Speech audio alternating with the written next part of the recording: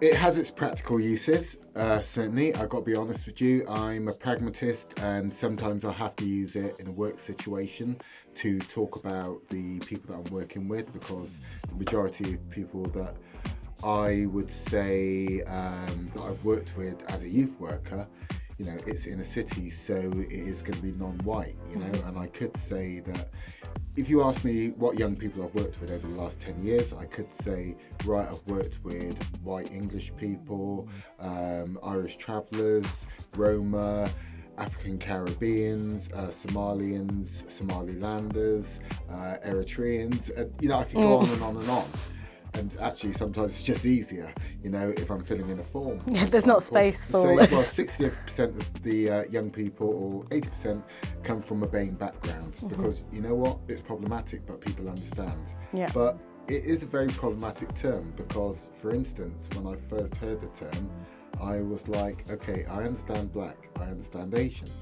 What I don't understand is minority ethnic. Yeah, who are the minority ethnics yet? Yeah, and I was used to being called an ethnic minority, you know, and up until probably the early 2000s, I just assumed that's what the term was, you know. And then in 2003, I was actually returned to study, and I started studying sociology, and the question of race and ethnicity came up one day in a lesson, and I came out and I said, well, you know, the thing is, being an ethnic minority, now I was the only black person in the room, and everybody went, you can't say that. And I thought, oh my God, have I been racist? Hold on a second. Wait a minute.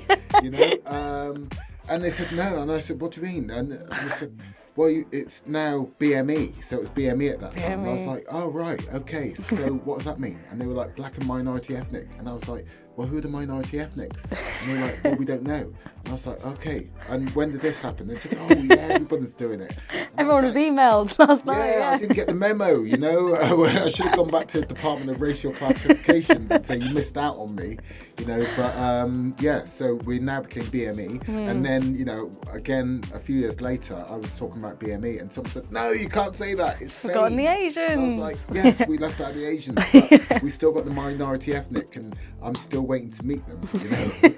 So I'm guessing that minority ethnic just means everybody else. But who is everybody else? Yeah. Does that include gypsies, roamers and travellers? Does it include people of Arabic backgrounds? And, you know, why don't we, you know, include those continents?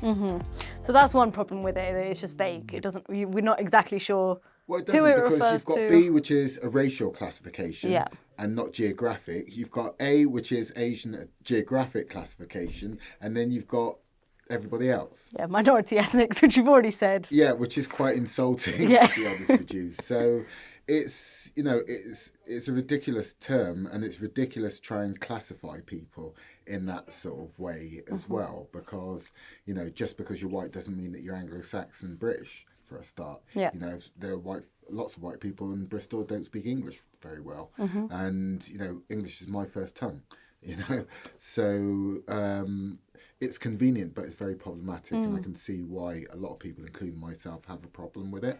But then I don't think there's really an acceptable term, because people of colour. Yeah. What's you the know, alternative? you know, right. what's that all about? You know. Yeah. I mean, white is a colour. So again, that's problematic, and it seems that we keep trying to find these terms to define people. You know, when, you know, maybe we should try less, but then sometimes you need to define people because you need to know what the issues are. So I wouldn't want to go down the route of, you know, what they do in France, where because of their secular nature, they don't like to put in these classifications. But then, you know, if you don't have classifications, if you don't count the statistics of, you know, how many people from each group are in the room, then, you know, I think you're going to miss out on certain things, you know, because once we, you know, if we look at, say, classrooms, for example, classrooms in Bristol, well, we can look at how many people there are who are non-white, and say, right, okay, well, this isn't good enough. We don't have a high enough proportion to reflect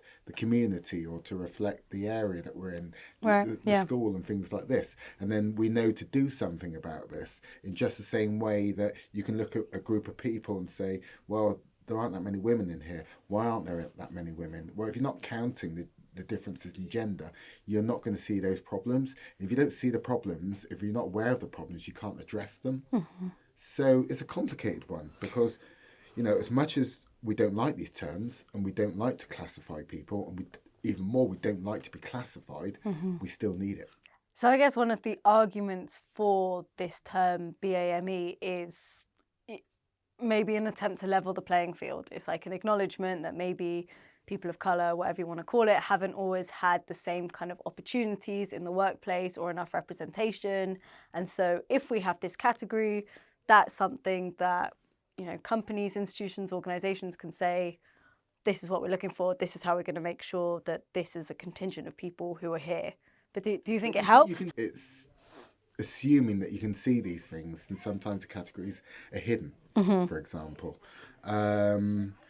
And it's about being proactive. I mean, we talk a lot about these categories and things like that, but then we're still talking about massive inequalities in this country. So, we've had the term ethnic minority, BME, BAME, for ages, for a long time, since I was a kid. I'm in my early 50s now, and I don't think we've changed that much in terms of equalities. You don't think that maybe workforces or organisations have become more diverse as a result of having this term, or as having this concerted drive? I don't think it's anything to do with the term. Okay. But organisations will become diverse because the country's become more diverse. I don't think it's made any difference. I mean, the example I gave was education. Now, I started doing some workshops and doing some work with my old school. Now, it was probably a 40-year gap in me going to school. And when I went and visited my old school again, I could see that, things had changed because out of maybe 160 kids in my year, I was the only black boy. Now the school has become a lot more diverse, and you could say, great, we're celebrating all these different cultures, all these different languages and things like this. But then when I looked at the staff room, it hadn't changed at all. It looked exactly as it did in the early 80s when I was there. So I think sometimes when we're focusing on the labels, it can mislead as well. Because you can look at, again, say TV. You can turn on the TV and see black faces on there.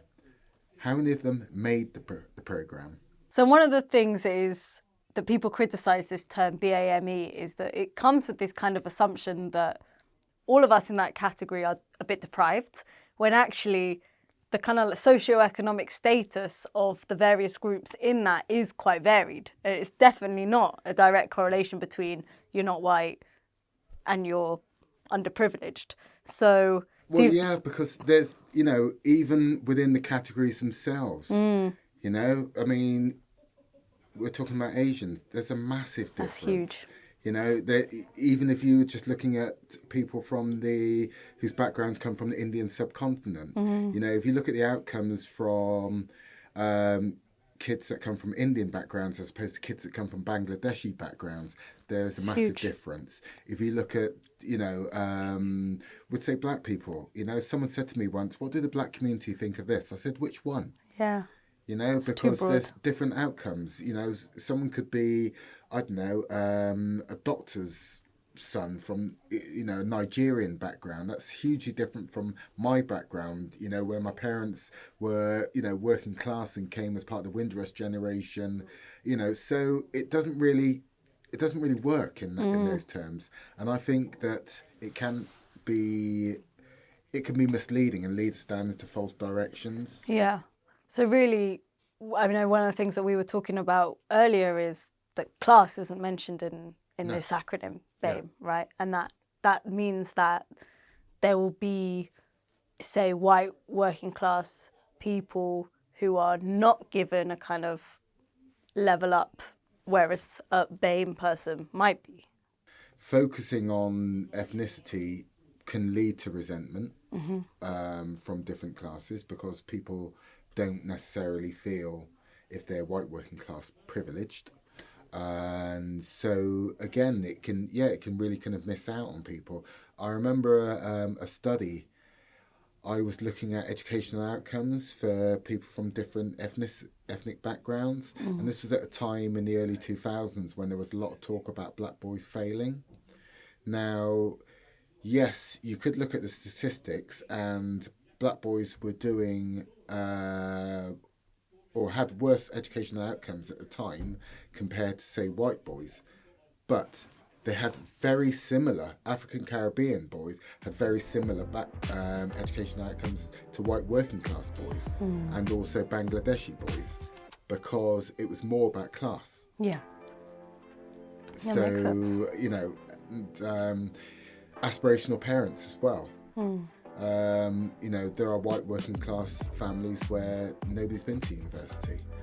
You know, there are non-white families where, you know, uncle's a doctor, mum's a chemist, you know, someone back home was a teacher, things like this. Yeah, yeah. You know? In a nutshell, the term BAME, useful for funding applications. But you have to be really, really careful on how you use it, because it is a convenient term, but also a very inaccurate term, because it casts too wide a net. Yeah. So you think we could still aim to diversify our organisations and institutions without having to use this acronym? Yeah, easily. Yeah. Really easily. You know, I've always tried to create diverse, you know, environments, and the way you do that is just make it inclusive, that anybody can walk through the door. Yeah.